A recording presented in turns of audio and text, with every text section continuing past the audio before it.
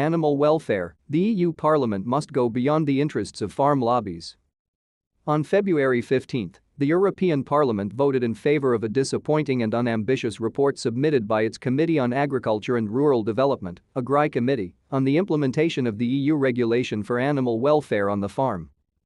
Once again, the EU Parliament misses an opportunity to give a true political support to the transition towards more sustainable and animal-friendly farming.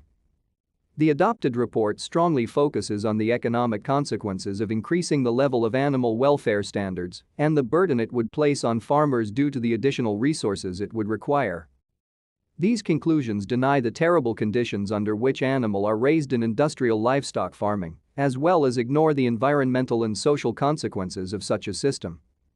Additionally, the Agri Committee report defines the production of foie gras as being a production method carried out by small-scale farmers and that respects animal well-being. No food production practice could be further away from respecting animals and their natural needs. To stay up to date with latest top stories, make sure to subscribe to this YouTube channel by clicking the button above this video. Simply put, the report disregards science and uncritically supports the continuation of intensive animal agriculture, particularly if animal welfare improvements must involve financial costs.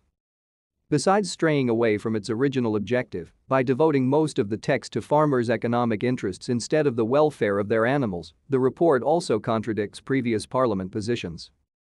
Last year, for instance, EU parliamentarians voted in favour of the EU farm-to-fork strategy, highlighting the importance of setting higher animal welfare standards in the EU legislation. Oddly enough, their voting of February 15 simply calls for the current rules to be clarified rather than being tightened up.